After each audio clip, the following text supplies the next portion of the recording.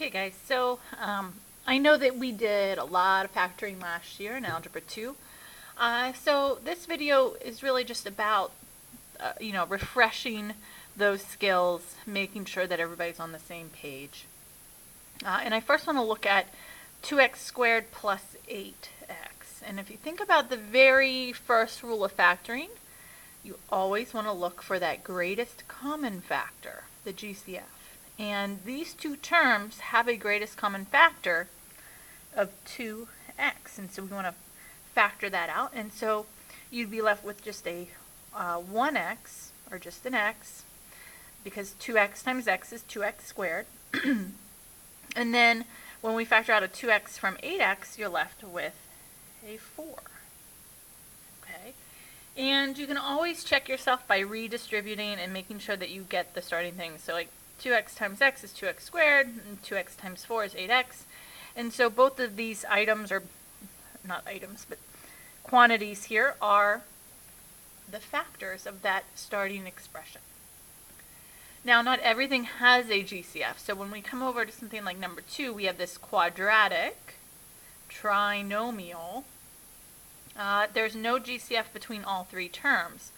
And so we want to start by thinking, what did we FOIL together to get x squared minus 3x minus 40? And so we FOILed together, first of all, the f part of FOIL is the first spot in the first spot. And that always gives us this first term, x squared. And so that's easy enough. That has to be x and x. And then next, we want to think about what do we put in the last spot. So last times last always gets us this constant term. In this case, this is negative 40. So I have some options. It could be 1 and 40, 2 and 20, 5 and 8. Okay, 4 and 10. Didn't even think of that one. And I know that if it's going to multiply to a negative, we're going to have a plus sign and a minus sign. So with negative 40, these are all my factors. I got to pick the factors that would give me a negative 3 when I add or subtract them from each other. So looking at sort of the list here, and I always recommend that you start with the ones that are closest together. If you think about 5 and 8, they are separated by a distance of 3.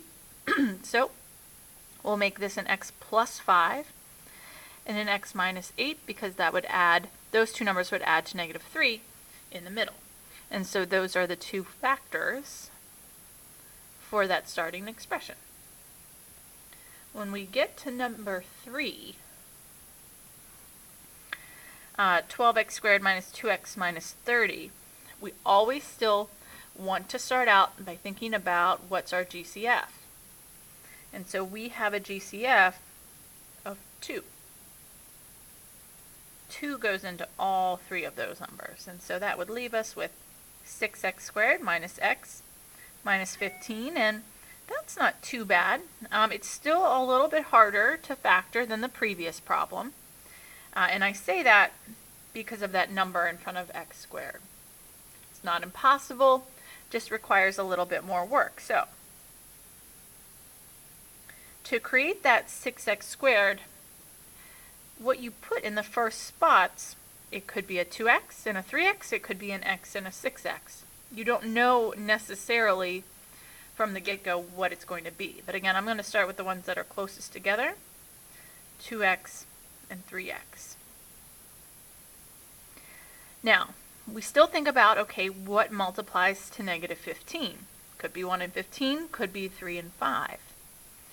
And one of them is going to be positive, one's going to be negative. The thing is, it's not so much what adds to negative 1. We have to sort of place them in what we have already, and I'm just going to throw them in here. I don't know if it's going to be right or not. I'll make one plus and one minus. And we just have to sort of check and see. It's a little bit more guess and check. So let's check the O and the I part of FOIL. I know that the first times the first is getting me the 6x squared. And I know the last and the last is getting me negative 15. I need to see, do I get a negative 1 when I do the O and the I part? So here's the I part, here's the O part, and this gets me 15x, and this gets me negative 6x, and that is not negative x in the middle. So this didn't work. I gotta try again. So what I would recommend that you do is still work with 2x and 3x, switch places with the 3 and the 5, and I'm just going to make this one a positive and this one a negative. And now when I check the O and the I part, get a 9x and a negative 10x. That does get me negative x in the middle.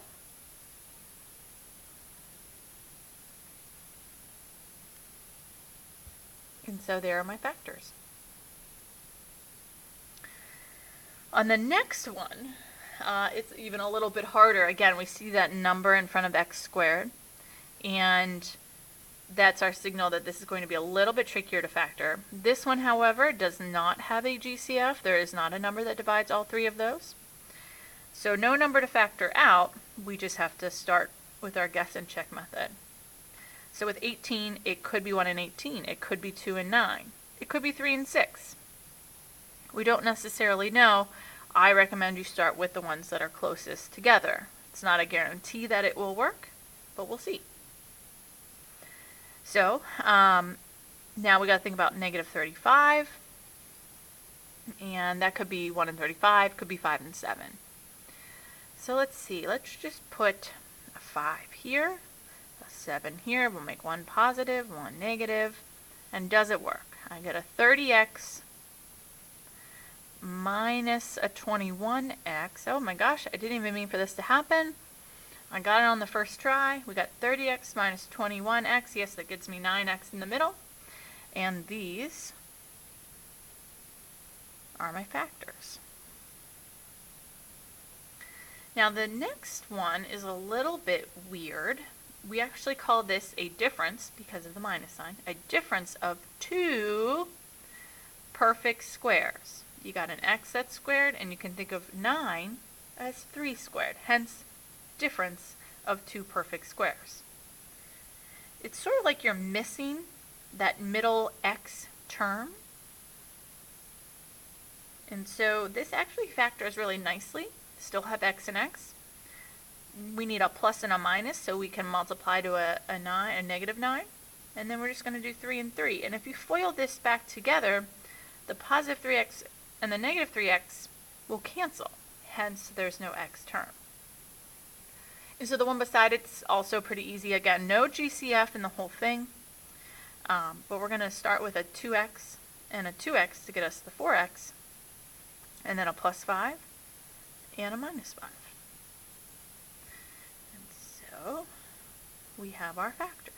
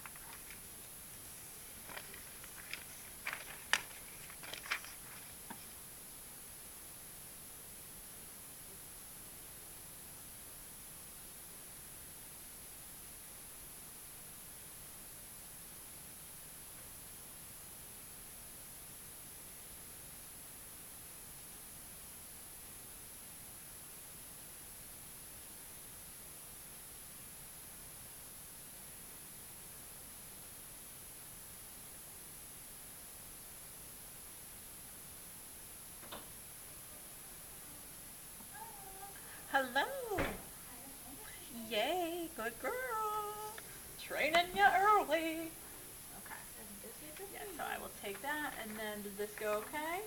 Yeah. Alright, cool. This one was the only one I liked. Those are a little tricky. It's not mission critical at this point, but as long as you had a general you're not totally overwhelmed. Alright, cool. Alright, I'll see you Monday. Actually, I'll see you at the car wash. Yeah. Working at the car wash. Lauren said she's gonna bring her beads to help, so Oh, there you go.